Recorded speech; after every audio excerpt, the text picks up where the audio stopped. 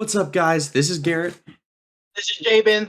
with Cross Country Comments, and we were just talking about this. This is Phase 4, obviously, because we're talking about it. So, Yes. and you guys probably just saw Phase 3. I know we took a day's break. We had some technical difficulties, and we also just kind of figured we were going to do the fifth day as like our favorite movie from each phase. But we were talking about these movies for so long and getting so many of our thoughts out that there's not too much of a point to do that because we're already giving all of our thoughts on our favorite movies. Exactly. So we just decided to kind of, because of the technical difficulties, kind of skip a day, and this is going to go out on Friday as like the final phase 4 kind of thing. Um I will also preface this by saying Jabin is going to be taking over a lot of this episode because I have not seen a good chunk of the things in phase 4. Yeah, Um I watched every single movie, TV show, shorts, everything off of Phase 4 of trying to find a shred of happiness. And I'm not gonna lie, and this is gonna sound so sad because I love Marvel and I love the movies and I love, oh my gosh, it's what made me a nerd. But I was not intrigued or interested by some of the things that they produced in Phase 4, so I did not bother to watch them. Now, I Is saying something like it is that's saying huge. something because I you guys can't see it in the podcast obviously because you're listening. You also probably can't see it too well in the video, but I have a box of comics sitting down there, and most of them are Marvel. So the fact that I was not interested by a good chunk of the stuff in Phase 4 is just like, so Jabin is going to be taking over fully. I'm not going to have any comments on it because I haven't seen them, except for maybe one which I know some stuff about. He's going to be taking over the ones that I have not seen fully. I won't be making any comments on them, and he'll be giving you his breakdown on those. So, what we have also decided to do is, since there's so many shows and we don't want to take up 3 hours of your guys' time, we are going to pick. We picked one show each that was our favorite, and we're going to dissect each episode, um, for which ones are our favorites, as far as like that individual show. The rest of them we're just gonna kind of talk about as a whole, and then the only show that we are going to cover together, episode by episode, is What If. If that sounded very confusing, it's because it was. So, Don't worry. Well, once we do it, it'll make sense once you're watching it. So don't be scared. You're good. yeah, you'll understand. So, Jabin, any thoughts before we start? I'm just gonna let everyone know I'm not gonna be as hyped as I was for phase 1 through 3, especially not like phase 2. I'm gonna warn everyone, this is going to be very I'm gonna have a lot of like my anger voice or like irritated voice and stuff like that. And I'm not going to hold back when it comes to stuff that I really don't like about this phase because it did some good, but a lot of it was rough. Yeah, So I was holding back for the other 3 phases because they mostly came out with good stuff, but phase 4 is kind of, I'm not gonna lie, it's kind of a trash can. So they had good I'll moments, go as but quick. I'll go as quick as I can, but just letting y'all know I'm not holding back with this one. yeah, he's bringing out the machete and the AK for this one. It was mega. So So yeah. I'll go ahead and start. Because of the kind of the order of stuff, it'll help you take over some of the stuff I haven't seen easier. Yeah. Um, Did you have the list up just so that we have No Way Home in the list? yes, and that where did that come in? I So forget. we could randomly put that in. Let's say After Thor, Love and after Thunder, after Moon Knight, after Moon Knight. Okay, we will put it right because there. because it came from Moon Knight, No Way Home, and then No Way Home. It literally branches off to Doctor Strange. So yeah. That's right. Okay. All right, so we'll do that. So I'll go ahead and start. Um, so first one we're starting off with is WandaVision. So here is where the down decline started. Um, and I hate saying that because I was so hyped for WandaVision. And the thing about WandaVision is I was super hyped for it, because I mean, Vision's an awesome character. I was super excited to see what Wanda was gonna do, and then there was multiple characters I was hoping they were gonna bring in. Um, so breaking it down, because we're not going episode by episode on this one, but in the beginning of the series, I was like, "Oh, I love the aesthetic and the acting is, fantastic." Um, and then just, Agatha was a great antagonist throughout the whole thing. And those are some of the things that I loved, and then seeing Wanda just kind of go nuts a little bit. Seeing that progression was really cool, and seeing the Halloween episode where they got their classic costumes. That was the good part of that episode. The part of that episode that absolutely ticked me off is when, or no, I'm sorry, the episode before this that this happened, was when Pietro, Quicksilver from Fox, entered the picture. Um, I was losing my mind. I think I called Jabin when that came out, Yep.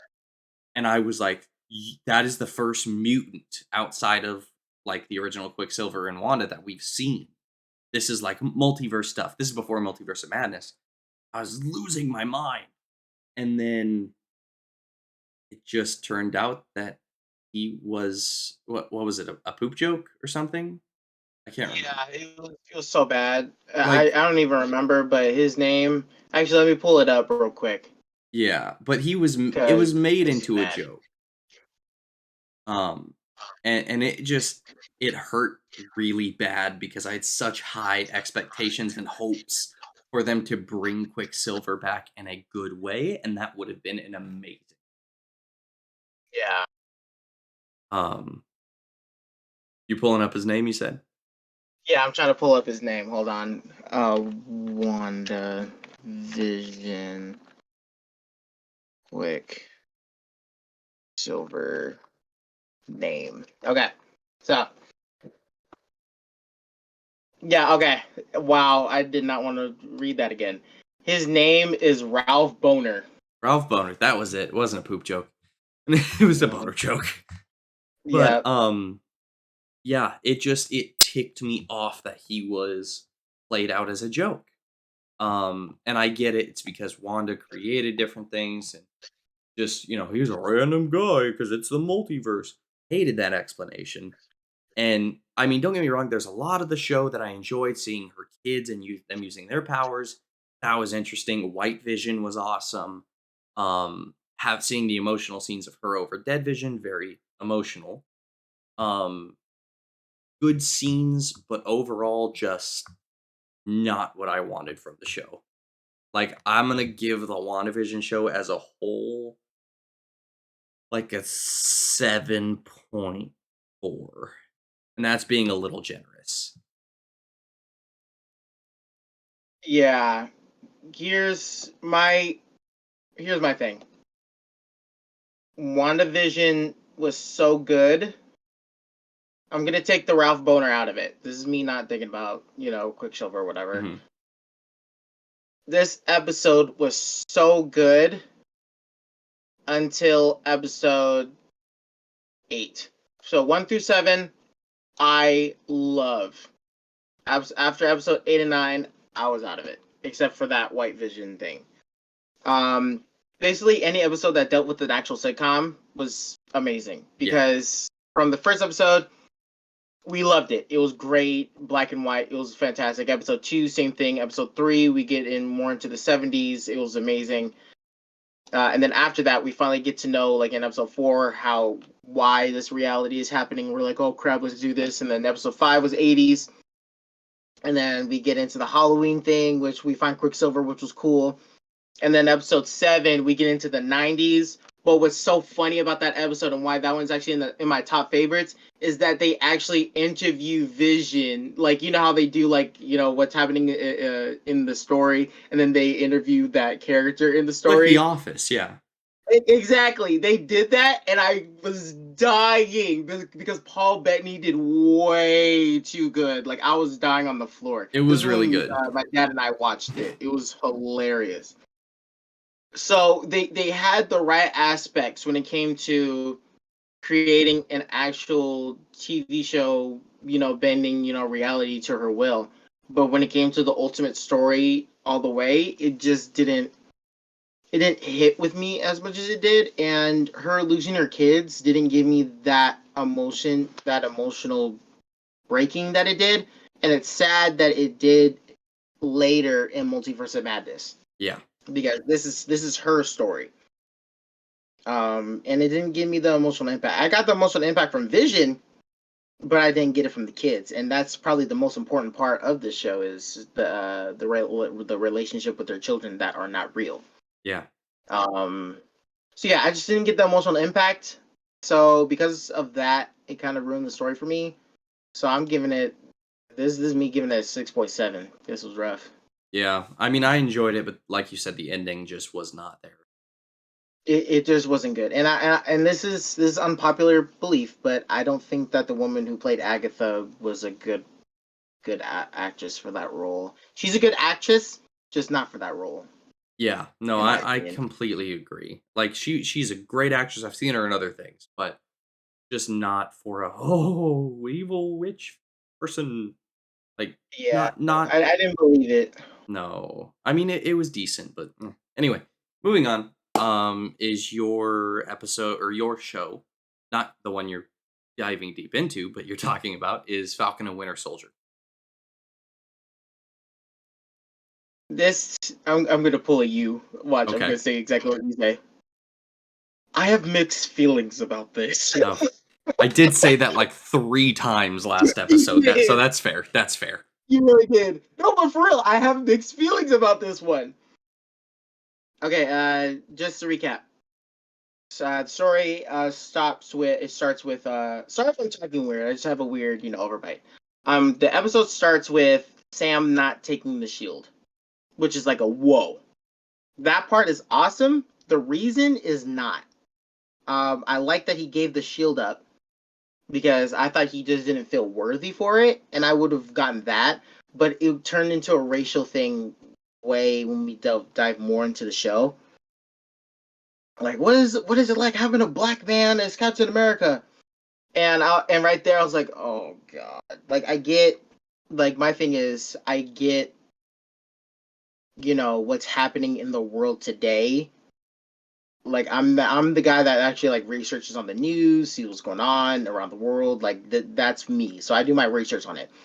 I hear so much racism. I hear so much just no one being equal, and it's tiring. And I'm tired of it, of hearing of it, to where I need to take a break and watch some Marvel movies or TV shows. I Uh-huh. don't want to watch something that makes me remind what I'm trying to get away from for a second. You know what I mean? This is my break.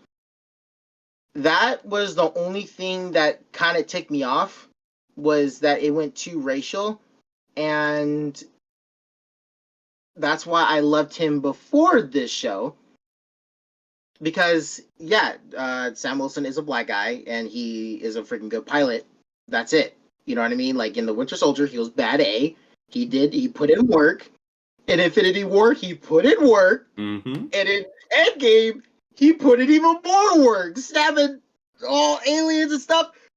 There's nothing racial about him at all, and it was cool. I don't mind seeing the poverty part, like seeing like his family in poverty, like that's cool. And then we can think in our minds like, oh shoot, like we can get that racial thing like automatically in our brains without you just shoving it in our faces.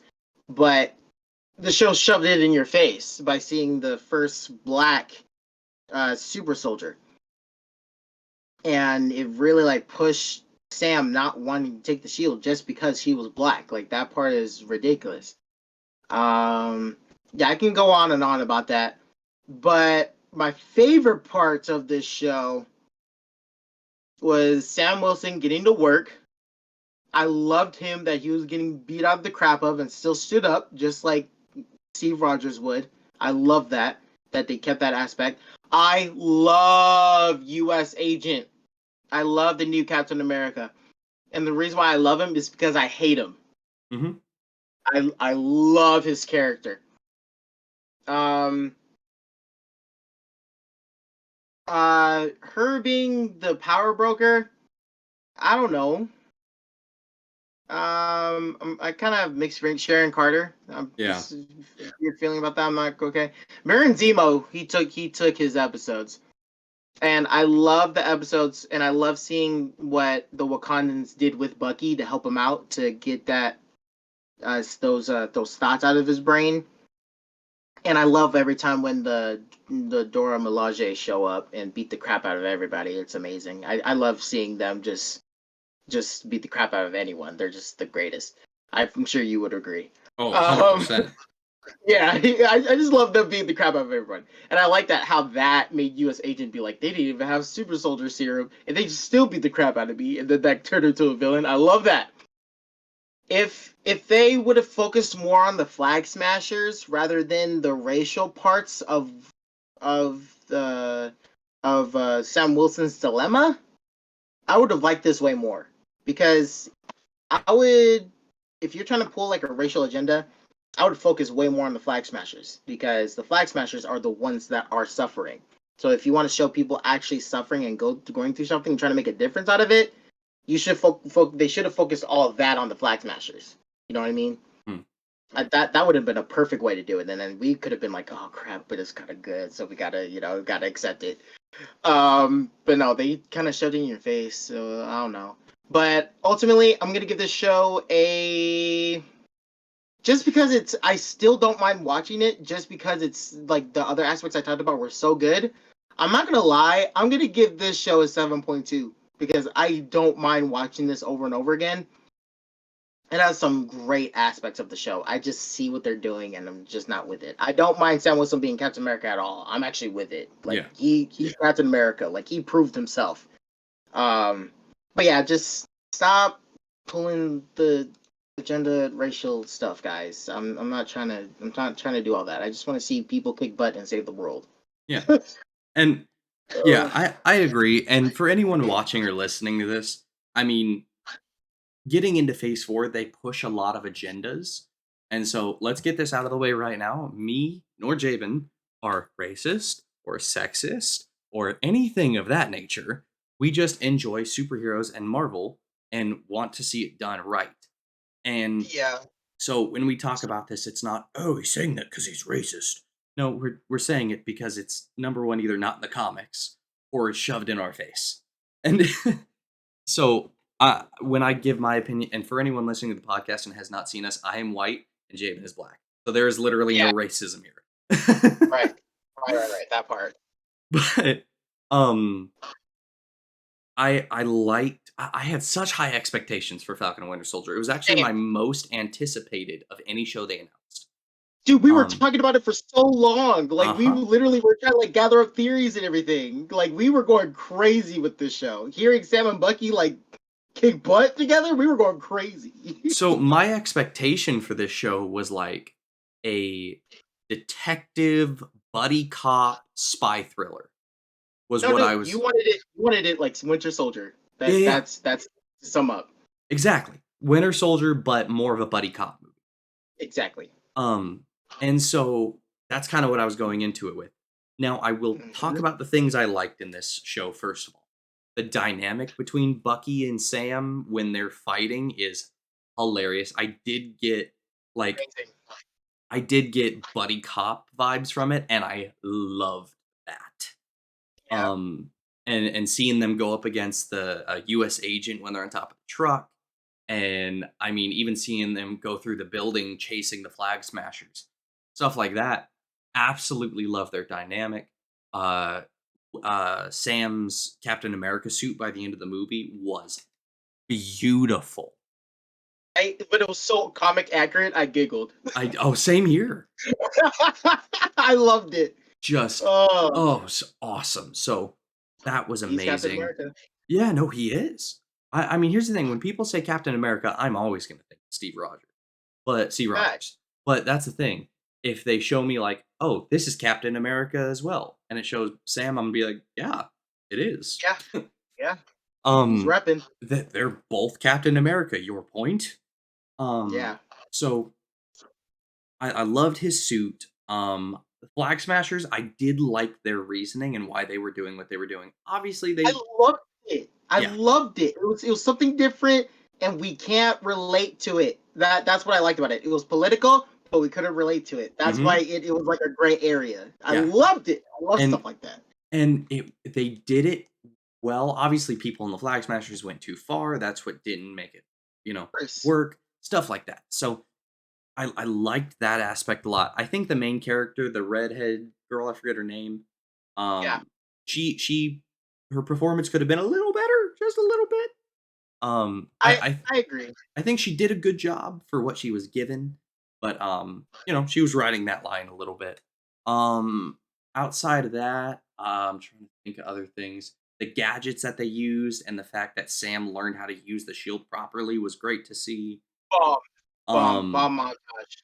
and then I mean, even seeing, you know, Sam's family with the fishing boat, and I'm not gonna lie, I live in the South right now. I live in Georgia, and so seeing like them have a low country boil, which I think is what they did.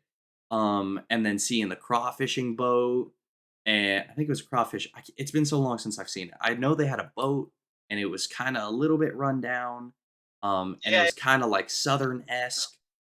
I liked all of that aspect, and then like you said, even the racial undertones of, oh, they live in like this kind of a little bit the of a hood. run. Yeah, yeah, yeah. Essentially, it was not throwing it in your face, but No, it it was wasn't. Yeah.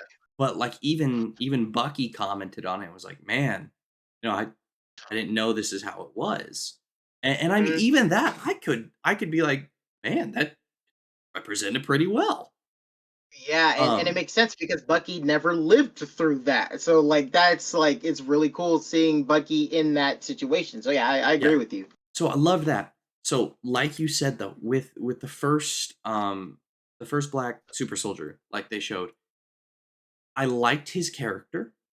And I liked his I think it's his son in the comics actually becomes the Yep. first or the second Black Captain America. And great Yeah. characters, but it was like the story was like flag smashers, da da da da da. But as soon as they just started taking that racially charged stuff and just tossing it in your face, it was like, where gosh, get back to what you were doing. Like, we understand, like you said, the political stuff the Flag Smashers were doing, it wasn't something we could relate to. So they got political, but it was like, I don't mind it because it's not something that we deal with out here.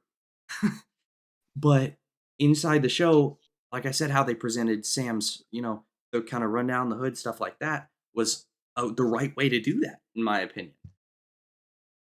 But they could have done the first Black Captain America so much different, and made it to where it didn't feel like it was shoving it in your face and, "Oh, all Americans are against the next Captain America being black."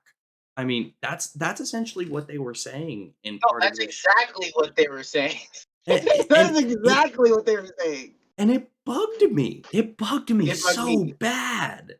Like, and it was something to where it was like, "Oh, they don't mention it in this episode." And then at the end of the episode, it was like, Sam's contemplating, "Oh man, they, you know, they still won't accept me." And I was like, just holy crap. It was Like just something. it makes no sense. Like the whole I'm sorry, but the whole being of Captain America is doing stuff like even let's say the whole world was against, Sam Wilson because he's black and wanted to be Captain America, right? The whole point of Captain America that Steve Rogers, did with that shield or with his uniform or whatever is doing things that he thought was right and told everyone to get back or I'll fight you too. Yeah, that's what he And did I in did not Civil get War. that. And I did not get that. Yeah. That's the problem. Like, okay, a whole bunch of Americans don't like him seeing Captain America. Fine, deal with it. You know what I mean? Like, don't Mhm. let that shy away. That's not Captain America.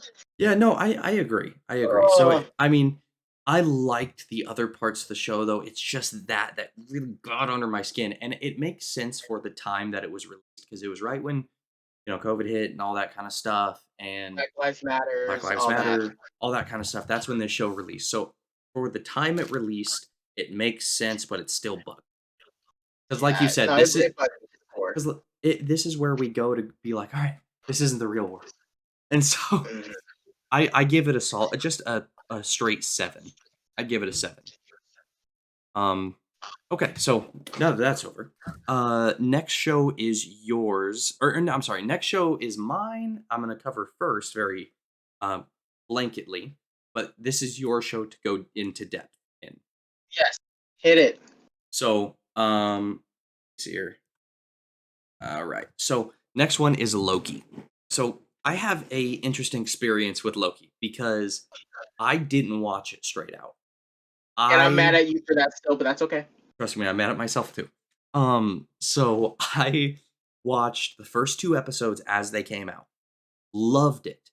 But there was so much coming out at that moment, and that's almost just like kind of right as Disney Plus started to get popular and good stuff on it. Yep. And that I started watching multiple different things. This is also right when I got kind of into anime. That's another story. Yep. And so I started watching multiple things and I was like, oh, Loki was good, but like a female Loki, I don't know. I don't know. So I kind of dropped it. And then me and Jabin were talking about it, and I told him I had never finished it, and he about pimp slapped me through the phone. Um, but he's nodding his head for anyone listening. Um, Yep. so I was like, okay, I'll watch it. So I watched it all the way through. It is such a good show because Was I right? you were right. Was I You were right? right. Right.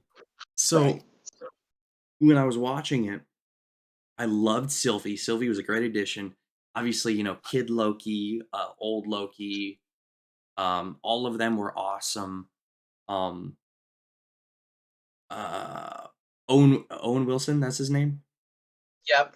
Owen Wilson's character from the TVA, fantastic actor and character with how he played him. Absolutely love that. Um, and even the premise behind the TVA of them actually being kidnapped from their time and brainwashed, I just thought that was genius. And then, I mean, there's not a ton I'm gonna say about the show because this is the show that you're gonna harp on. But I thought it was phenomenal. Tom Hiddleston, obviously amazing. Um, yeah, love the show. Seeing Kang at the end as the not the tyrannical ruler, but the calm one that's been there for like 1,000 years or whatever. Um, Great introduction to Kang, and then what Sylvie did was just mind-blowingly surprising. Just all of the above, great show, loved it. I give it a 9.1.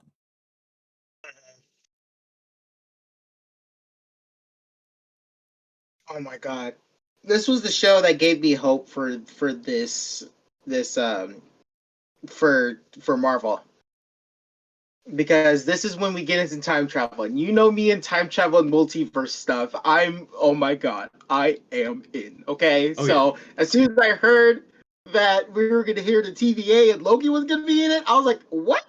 Okay, what they're talking about. Because I didn't think of Loki and time travel stuff together. So I was like, okay, let's just see how this works. They did it beautifully. Now, I'm going to go as quickly as I can because I'm not going to, go crazy in each episode. But I love how the Russo brothers set up this show. The Loki from 2012 grabbed the Tesseract and escaped. That made a branch timeline, and the TVA just couldn't handle that. I like that we get to see a lot of what the TVA does, and I love that straight up in the first episode they're like, okay, we're gonna wipe the Loki that you know, and we're gonna give him even more character development that he got, more character development that he got than in the movies.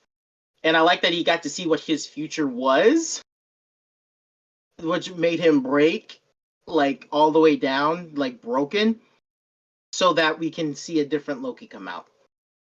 So that's why the first episode was so great. The second episode was amazing because you see Mobius and Loki get to work together. You get to see how trustworthy Loki can be. You actually see that there's someone else at play here, and it's a girl version of him. And this is comically accurate Sylvie. I love it. I'm in it. because originally Loki was supposed to be a girl, so that's why I was in. That's why I was like, oh my god, we finally get a girl Loki. So I wanted a girl Loki. And this is why I love her so much. It was not preachy. She was just a bad A woman. Just she had a goal and she was gonna get that goal. I love it. Now her goal was just to take down the TVA. In order to do that, she had to take out the guys in charge, and who they thought were the guys in charge weren't the guys in charge, and they were just robots. I love that because it turns you on the side like, oh, well, who's in charge of this? Once you realize that when you prune someone, you get to a different part in you go to a place that's outside of not only time and space but outside of the TVA, which you never would think about. You actually get to see the branch of the Prime timeline. Broke my brain. I was like, what? It hurt and it was amazing. And how scary that countrywoman clock was. It gave me that level of creepy to where I was like, oh my god, what's gonna happen now? And just the way she was talking, and she's like, don't go in there. Don't see he who remains, bro. Chill out. But I love everything about the show. It was amazing. So I like that we learned about Nexus events. We saw what happened on Lamentus. I love that they thought that was going to be the last time they're going to do anything, but then they figured out something. I usually don't like plot armor and stuff like that, but this one worked. I like that the variants figured out that they were variants. I love seeing the different Lokis. And I absolutely love the last episode because it literally gives us Phase 4 in its entirety. And that made me so excited. And seeing Kang, he's such a good actor. I've seen him in other stuff, and I can't wait to see him in Creed 3. He's going to be amazing. But he did it perfectly. And I saw an interview for when he did Ant-Man Quantumania 2. He said, the interviewer said, how do you separate the Kangs? Like, do you use one of them and use like a little bit of them or whatever? He says, I forget each one that I do so that I can go into somebody else. And that part really got me because I'm like, oh crap, like this is for real. Like different Kangs going around and we're going to see different personalities. It's the same person, but we're going to see someone do completely different than what the last one did. And I love the fact that Kang, we don't know which one, but Kang at the end takes over the TVA, and that Mobius doesn't know who Loki is or whatever, and I love that he just immediately took control. I love that Sylvie killed He Who Remains, because you don't expect to do that in a show. The fighting? The way they use fighting with the magic? Oh my god. It gave me chill. I have chills right now. No Marvel show at this point gave me chills like this one did. So that's why I'm giving this a worthy 10. Okay. Everyone, and I mean everyone, even bad people, got great character development, and I can't be mad at it because that's the main thing I want. Did these characters learn anything? And they did, and I love it. So straight 10. Amazing show. Let's move on. Fantastic. All right, moving on is one that Jabin is solely going to cover because I have not seen it. I may make a comment or two, but next one is the Black Widow movie. Okay, a couple things. If we wanted because we wanted one, but if we got a Natasha Romanoff Black Widow movie, we should have had it right after Civil War. The fact that we get to see her at like right after that happened, and we don't go in the future, just right after Civil War, after we already dealt with her death and Endgame or whatever, irritates me to the core. If I know that they were trying to introduce another Black Widow, but then make that about her. You know what I mean? It would have been cool if they released it as Black Widow and made everyone think that it was going to be about Natasha, but it was really about Yelena.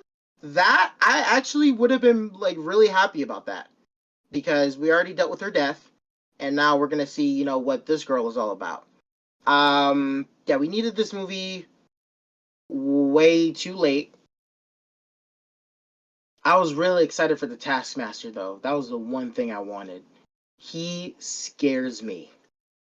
The Taskmaster in any game, in any comic book, just anything, he scares the crap out of me. He was hard to beat in Marvel Spider-Man. Um, I see why they did it, but they made Taskmaster into a girl, which makes me feel some kind of way because now I don't want to like for me like if I was a hero and I'm going against the Taskmaster and he's a dude, I'm ready to take that full out and break his neck. The fact that she's a girl and she's the dude's daughter that owns all of the black widows, all the widows, that made it less more like, well, now I don't want her to die. Is that's one of the characters that I do want to die. You know what I mean? Like they need to Hmm. be killed because they're a menace to society. Like we have those. You know what I mean? Like Thanos, menace. Ultron, menace. The Ultron, menace. You know what I mean? Taskmaster was that menace to me, but not in the movie. I didn't want her. I didn't want that character to be humanized because then that defeats the whole purpose of Taskmaster. He's not a feel good human. He copies of what they do and uses that against them, and that's how he takes over whatever he needs to take over. That's a menace.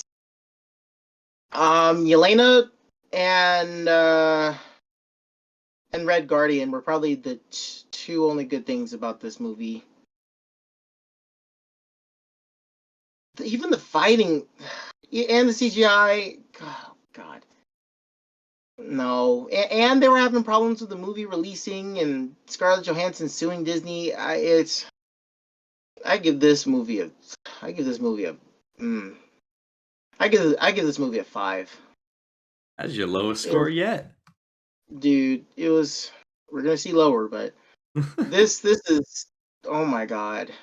Not it, The only Chief. reason why I watched this is because of Yelena and Red Guardian. That's fair. Um, For anyone who's on the fence about watching this movie, only watch it just so that you can watch Hawkeye and uh yeah, I think that's it. yeah.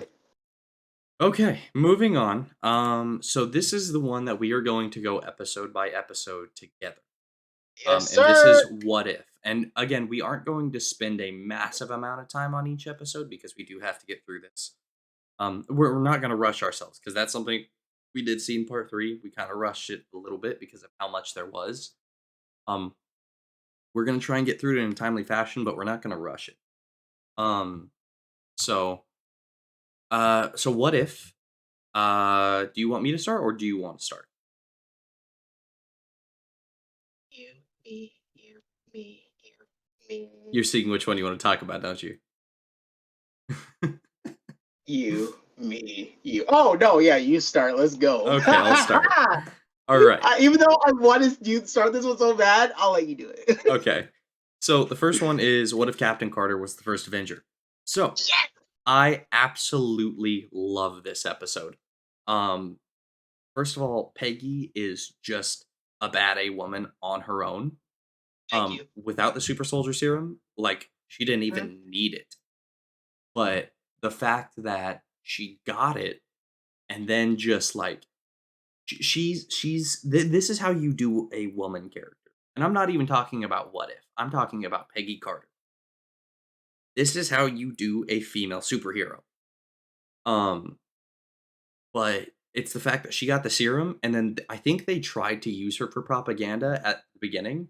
She was like, "No, you're stupid. I'm going to Yeah, go save my country."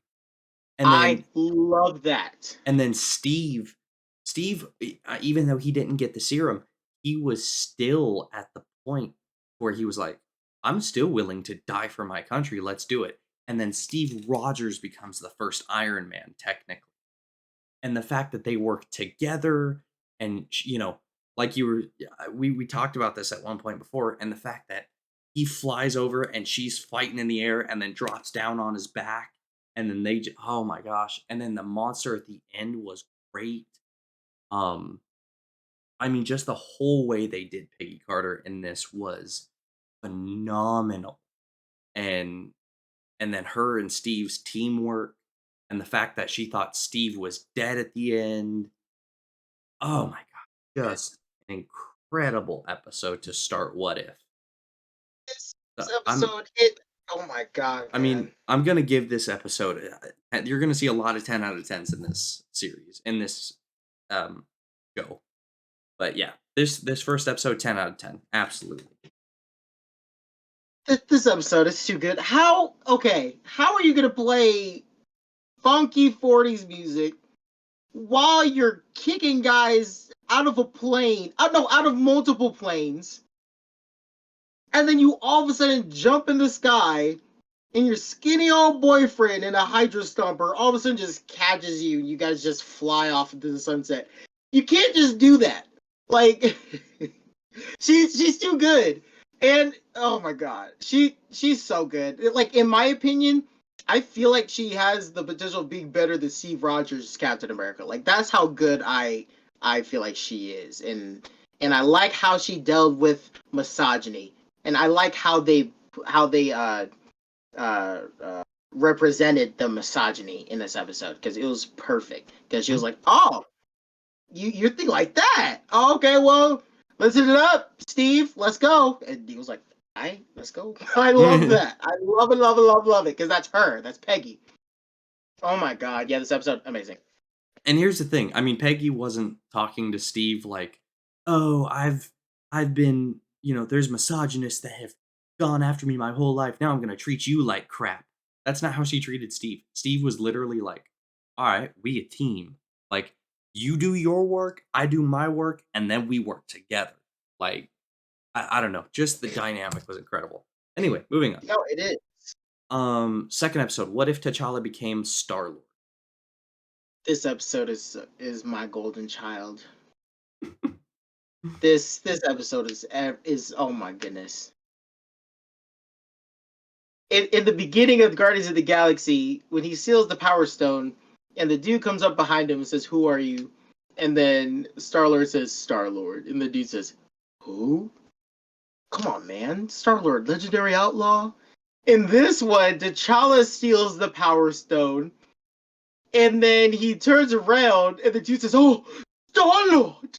That had me and Ivana dying. Oh my goodness. And Ivana This is his episode, fiance for anyone that doesn't know. I was dying. So this it was way too much for me to handle. And then as soon as I heard that he talked Thanos into not wiping half of the world, that was great. Nebula actually being happy with herself, that was hilarious, and not being all robotic. Just seeing how everybody's life was different just because what if T'Challa became Star Lord was amazing, and they still didn't take away the story of him and Wakanda. There still was a branch to him going back to Wakanda and saying what's up.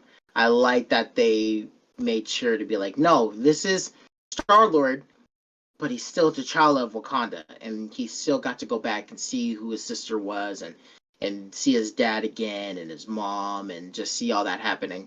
And I like how it also gave you something to be scared about, which was Ego. The Guardians Volume 2, like, oh shoot, wait, what happened to this fool? And Peter Quill, who was supposed to be Star Lord, is now working at Dairy Queen. I love that. Wasn't it Baskin Robbins? No, it was Dairy Queen. Oh, okay. I bet you $100 it was Dairy Queen. I'm not taking that bet. Uh, Okay, I no problem. really don't have much to add. You basically summed up this entire episode. I mean, and the fact that, I mean, we talked about this at one point before.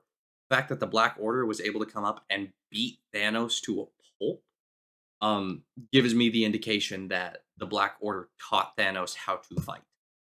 Um, like more than just brute strength, taught him how to fight. Yeah, Um, because I keep forgetting that Titan was a peaceful place. yeah, So it was. So, um, I would have given it a lower score if you hadn't pointed that out to me at one point, but it's a 10. I mean, there's come on. Yeah. So this next episode is arguably one of my favorites in the entire series because it scared me so bad. And I didn't expect it to. So the next one is What If the World Lost Its Mightiest Heroes? So this is the one that follows Nick Fury, and he goes around, and each individual Avenger is found dead one by one by one by one in some of the most gruesome ways I have ever seen. And I honestly was like, I don't have any idea who this is. Like, I don't know who's doing this. I don't know why they're doing it. I have not a clue, and it scares me. And so you keep watching, and you find out that it's Hank Pym in the yellow jacket suit, an upgraded yellow jacket suit that's going down and killing each individual Avenger. Um, I'm not gonna lie, it's been long enough that I've not that I since I've seen it to I have forgotten the reason as to why he does it. Do you remember? Because he lost hope. Because Hope that Hope was killed and Shield covered it up. That's right, that's right. Shield didn't do anything to help with her and basically covered it up and said, screw you." Um, so the fact that when a man like Hank Pym loses his mind, he can kill all of the Avengers with literally what seems like the snap of his fingers. Because oh my gosh, the ease at which he kills all of them is scary. So just seeing a different side of Hank Pym and seeing, oh, one hero that everyone downplays could kill all of them if he is a scary thought. So just that general gist got me loving this episode. So a 10 out of 10. I didn't notice this until now, until I was thinking about it. Darren Cross, the guy who makes the yellow jacket in the Prime timeline, the reason why he went insane is because he wore the yellow jacket and got the serum more and more and more. We get to see Hank Pym have that same serum go to his brain more and more and more. So the the grief that he got from Hope elevated his condition into going just insane. So that's kind of what just tripped me out just right now because that happened to Darren Cross. But the fact that the death of Hope is such a way more uh, impactful feeling just makes it so much worse. So where he can kill Avengers with ease, and that's so scary. And I love the fact that we get to see Nick Fury and Loki team up. Mm-hmm. That was sick. And seeing all of a sudden Nick Fury flying and multiplying, we were like, what the heck? Like, we thought that was tech. And then see Loki showed up, we are like, that was good. That was Mm-hmm. good. I loved it. And yes, it was extremely scary just to know that that Black Widow technically was Black Widow and I think Captain Marvel were the only two like actual living ones. So Mm-hmm. that was definitely crazy. Mm-hmm. Um, 10. 10. Absolutely. Okay, next one is yours. What if Doctor Strange lost his heart instead of his hands? I love Doctor Strange so much more now because of this episode. It's a Groundhog Day of Doctor Strange, and I am here for it. Like I said, anything time related, I'm in. I got to know so much more about what the Eye of Agamotto can really do to a person who is struggling with grief. And it really puts Doctor Strange on the edge, having to try, no, not try, having, trying to redo her death. But the fact that it's a fixed point in the timeline for him is devastating. And seeing him is desperately trying to do anything he can to save her, and like just ingesting all these powerful beings' energy, just going and going and going, just to be more powerful just for that one goal, and seeing him just go off the rim and being the most powerful sorcerer is insane. And still seeing what's become of him and him trying to fight himself, having a Superman, what was this, Superman 3 going on, so where he fights himself. Oh my goodness, like I was going crazy, and I didn't think that the good version would lose, and I love that. And we actually got to see that the whole world lost. The whole world is gone. He destroyed. No, forget the world. He destroyed his universe. I never noticed how fragile the universe actually is in, the MCU. I'm actually scared of what people can do now just seeing this episode and seeing how easily it could have been done. And this is the first time you actually see the watcher talk to a person in the episode. And I like how Dr. Strange was like, dude, can you help me, bro? The watcher was like, nah, you done messed up, bro. You gotta suffer, bro. And Dr. Strange was just there all by himself, Hmm. suffering, doing nothing, living in the ultimate exile. That is probably the most intense episode of this whole show. Yep. It's it's just insane. I love it. It's I love all these because there's not a lot of good endings, and I Yeah. love it like that. Is yeah, 10 emotional impact. So when it comes to this episode answers the lifelong question of how far would someone go for love? That is literally the definition of this episode, and I love seeing someone who's, "Oh yeah, I'm a doctor."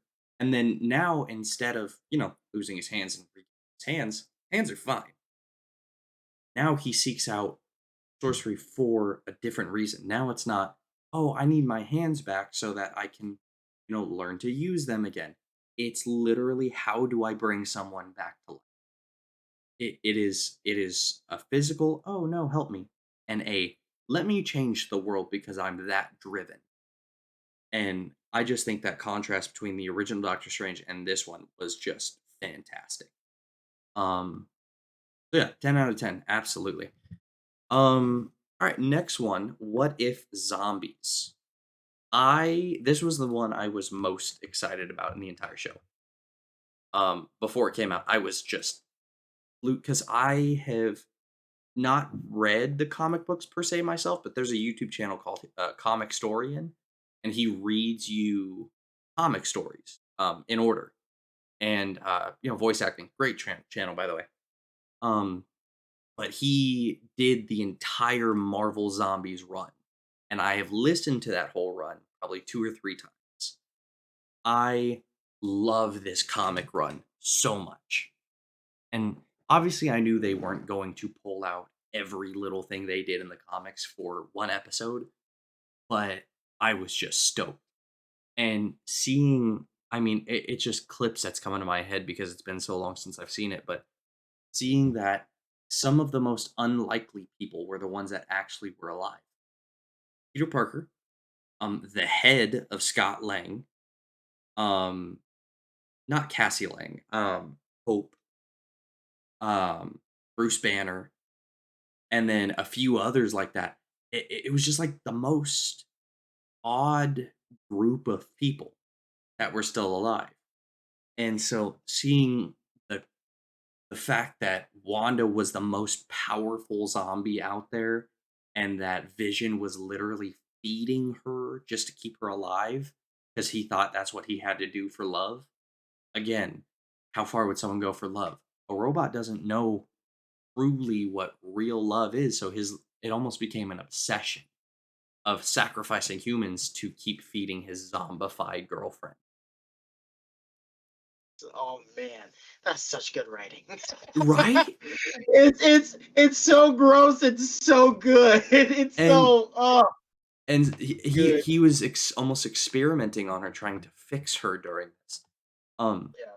so that writing, and then just seeing um Hope sacrifice herself for them to get through that field and becoming, I mean, giant wasp and getting bit, and then on the way out she almost attacked them and I think tried to, but then it's almost like a little bit of her humanity still kicked in when she saw and heard Scott, and then didn't.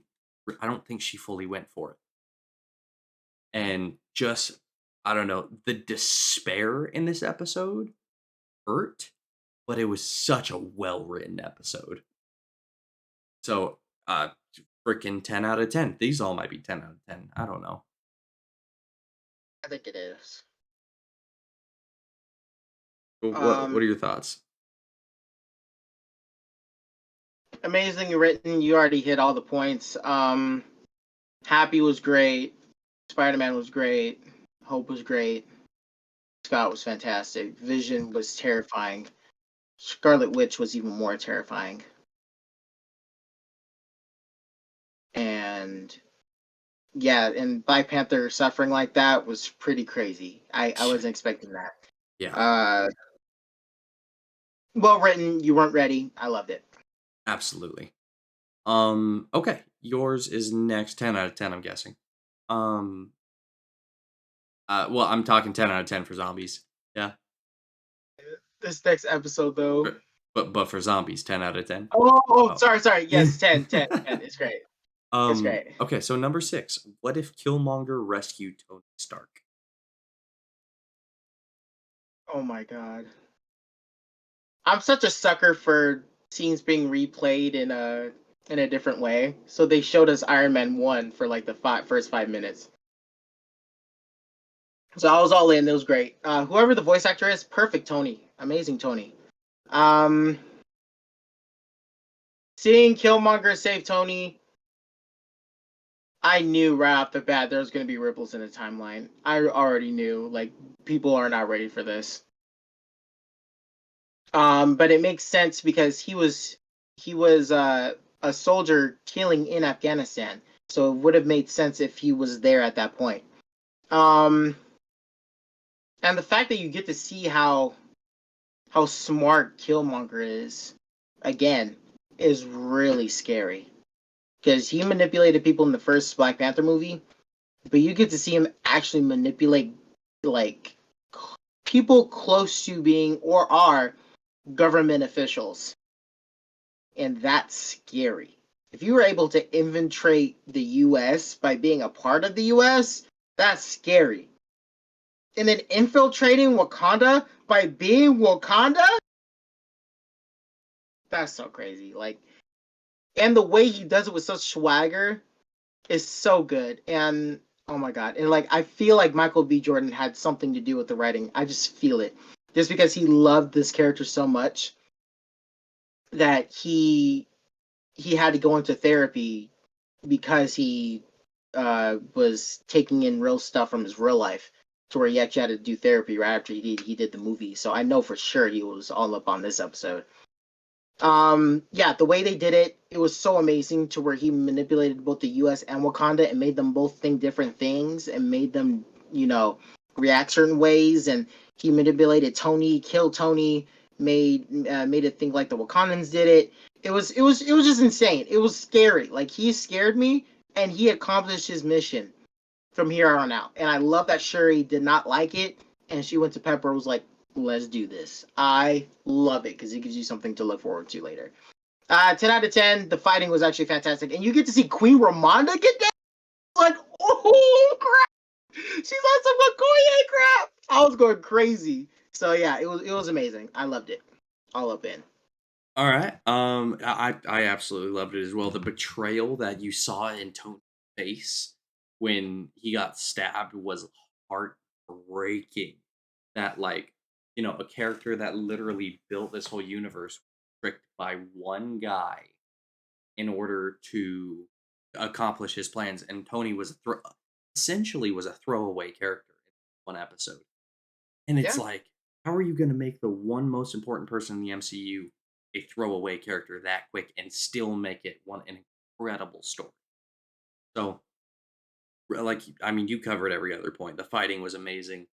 The storytelling, the manipulation of Killmonger, fantastic. Absolutely 10 out of 10.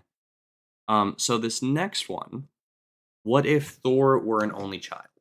So, you changed my mind on this one because I did not like this episode very much at first because I was like, the others, have such a deep plot. This one is literally just, oh, Thor and Captain Marvel, oh, bantering, and Loki's, not his brother but a friend, and oh, there's nothing serious going on.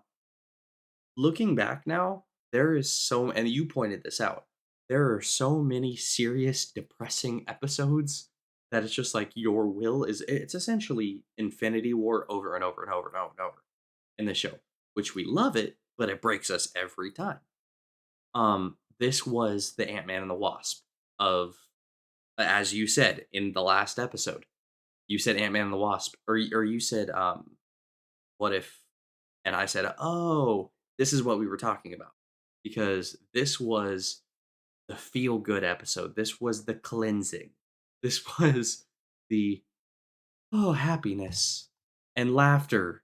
And we love this. And not only that, but I surprisingly, or unsurprisingly, liked how they presented Captain Marvel in this show more than they did. I liked it more than how they presented her in her own movie.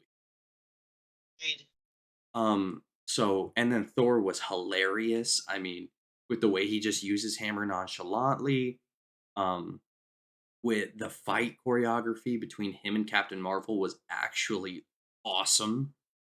Um, I mean, just overall, just a fun episode. And then just seeing Loki drunk with the other Frost Giants, just, Thor, good buddy.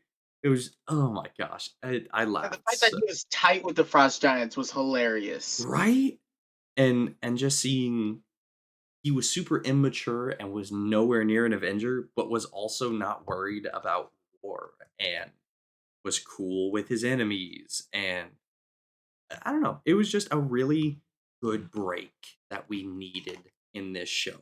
So I give it a 10 out of 10. It's still 10 out of I needed this episode so much, dude. You should have seen me. I thought that I don't know. Each episode, I thought there was going to be more happiness. There wasn't. And this one, I was really scared because I was like, "Oh my god, what is it now?" And the fact that I kept laughing and I was happy throughout, and I was like enjoying it, made me so much happier. And the fact that he was worried about his mom coming down and worried about what he's doing to Earth, that was amazing. Yeah, I loved how immature he was. It was exactly what I needed. I needed a childlike episode. You know what I mean? it. Hmm. Um, 10 out of 10 because I needed that badly. Oh, absolutely. Okay, so next is what if Ultron won? This is why I wanted you to start Captain Carter. Are And I'm kind of glad you did because I don't remember every detail to this one. I remember a lot you of it. serious? I remember a lot of it, but I think Oh, I was so awestrucken by this episode that I just didn't retain any of it because I was just like, oh,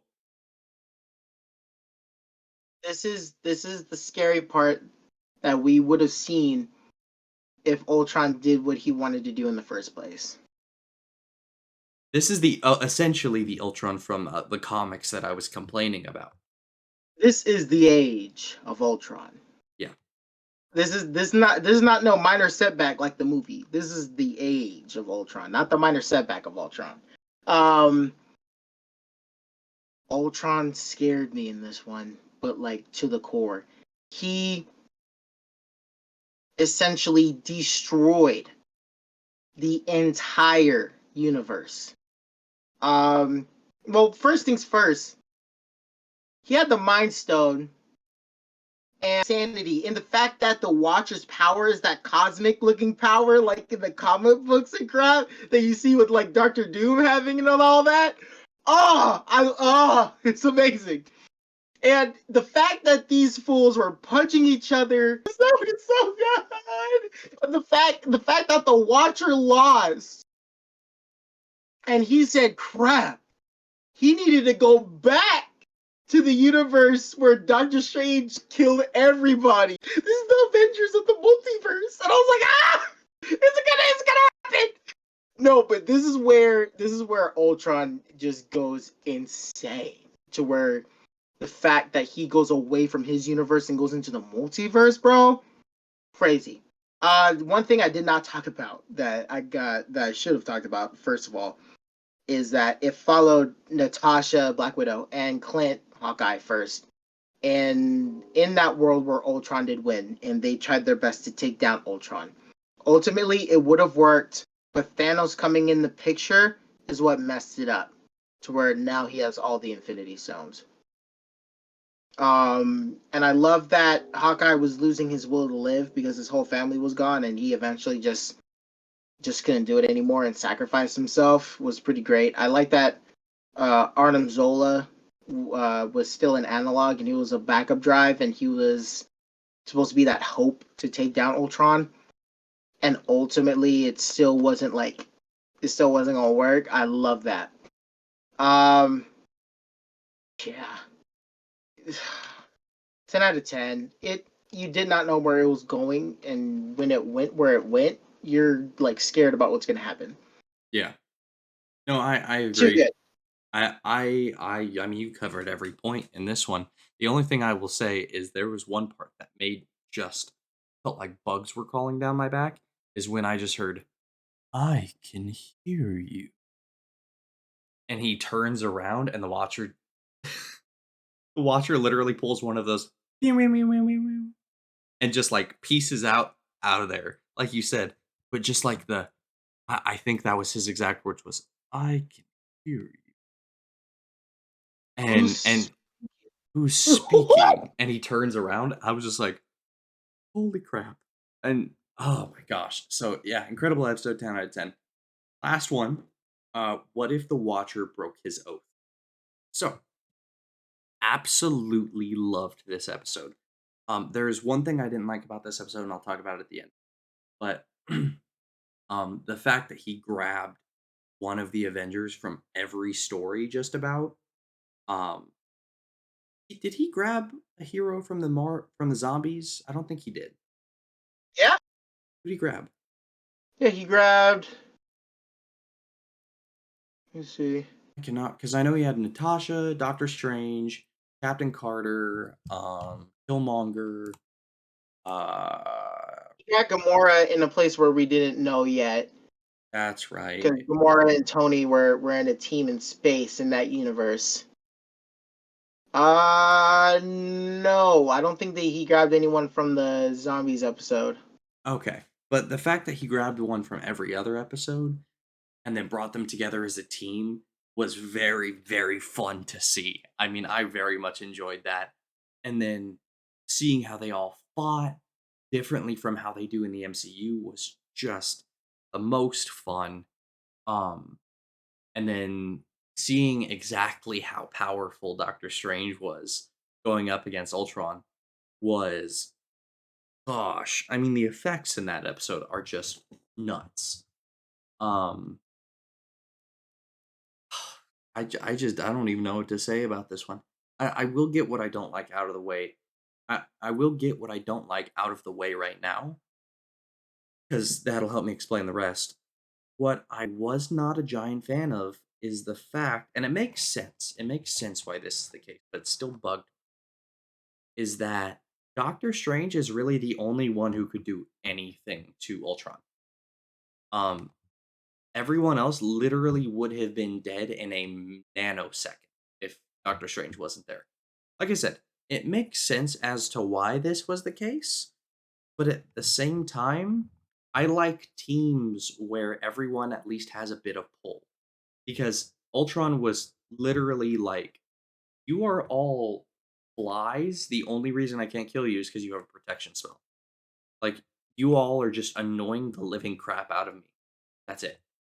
Um, and I mean, that bugged me a little bit because these were all amazing characters, but the fact that none of them could really do anything was like, well, now we sit here and wait for Doctor Strange to make his next move. And I mean, wasn't a giant like, oh, I hate this series now. No, it was just like I wish they could have done more in some way. Like if Doctor Strange would have gave them a power boost, like something like that. I don't know. That's a personal opinion, but I Quick though, what? I'm gonna ask you something real quick though, Okay. I think you forgot Okay. how, without researching anything. Don't look up anything right now. Okay. How did they take down Ultron? They got the Infinity Stones out of his chest, didn't they? They tried that, it didn't work. Oh, okay. How did they do it again? They took some out, but then he eventually just put it back in. Hmm. Okay, so here's how they did it. They wanted to do the Infinity Stone thing. Did not work out at all. He just grabbed him right back. So the next plan was they still had Arnim Zola in the Arrow. Virus. That's right. So they needed to put the virus inside of Ultron. Now the problem is that Ultron has his eyes covered. So what needed to happen was Doctor Strange put a protection spell on all of them. He had Thor, Star Lord, and Killmonger distract them while Doctor Strange is holding the protection spell. But there's a point to where Ultron had too much power to where the protection spells were breaking. At that point, Black Widow was on a motorcycle, drove off the cliff, tried to aim for his face. Captain Carter jumps on Ultron, pulls his mask back, makes his eyes clear. Black Widow lets it rip, and he goes bang. That was so lit. I was going crazy. I was like, wow, that's how you do teamwork. So that's why I didn't mind the protection spell Okay. because they could get down way more. You know what? I forgot that's how they took him down. I will give them credit for that. And Okay, something so else happened too right after that. They weren't yeah. done. Oh, I know, That's what I was know. crazy. And that's the next thing I was going to talk about was the fact that Killmonger was then like, you know, I infiltrated Wakanda. I infiltrated the US. I got my way. I want more. And gets inside Ultron and takes the Infinity Stones. And then they have to take him down. Again, I forget how they take him down too. But the fact that he is so greedy was just like, oh my gosh. This dude is literally trying to create his own universe. I mean, he had good intentions because I'm pretty sure he was going to like make it anew or whatever. But it's just nuts to see that he was so nuts. I don't know. I don't have much else to say about it because I don't remember it all that well. I'm probably gonna rewatch it tonight if but I'll tell you real quick though. What's scary is that in the beginning of the episode, you see Killmonger studying Ultron's head, mhm, like a separate thing of his head, and he starts to see like the technology or whatever. So I think that's like the point to where he wanted to know more about his physiology, and then ultimately Killmonger tries to grab the stones, but then Strange has like to take him back or whatever, and he traps Killmonger and the stones in that same type of bubble that he trapped himself in his universe. mhm. So that's the only way that they stop Killmonger is because the stones came out of him and they tried to grab it back and it wasn't working. So the fact that it was getting crazy, Doctor Strange just put him in a bubble, but it was hard to put him in that bubble. Yeah. But that part was so great because you get to see like Doctor Strange at least learn something, Mhm. and he eventually try to fix it like that. So I I like that he used his downfall for the multiverse's gain. agreed, agreed. So absolutely 10 out of 10 episode. Loved it. Um okay, so that's it for what if. I'm gonna tell you this right now, Javen. We are at an hour and 15 minutes. Huh? I said, "Dang." So Well, do you want here's to make here's it what a we can do. okay? Let's stop it here and let's make this a three-part thing. What do you think? Three-part. Yeah, because I'm looking at this other stuff and yeah, Okay. All right. We can do yeah. that. We can do that. So, we'll go ahead and in this first part here, just because we are taking, we felt like part three was really good, but we also rushed it way too much. And that's not what we want this to be about. We want this to be about our full thoughts. These are special episodes for a reason. So, we don't want to be like, oh, brrr, just rushing through. So, we are giving our full thoughts. Like I said, there's only one more show that we're going to fully dive into, and that's mine. Um, so super fun though. Super glad we got through as much as we did, even though we only got through like five in total. Um, But just a heads up for the next parts, we will not be covering shorts like we said, so we will not be covering I Am Groot. And the only short technically that we will be covering is the holiday special from Guardians. We will be covering that, but everything else as far as I Am Groot and those kind of things, we will not be covering. But super fun. Glad we got to get those out of the way, and now we're going to go ahead and record part two now. And we're going to talk about when to upload these, and we'll go from Yeah. there. But super fun. I hope you guys are looking forward to part two, and we will see you guys in the next one. All right, So y'all. see you guys later.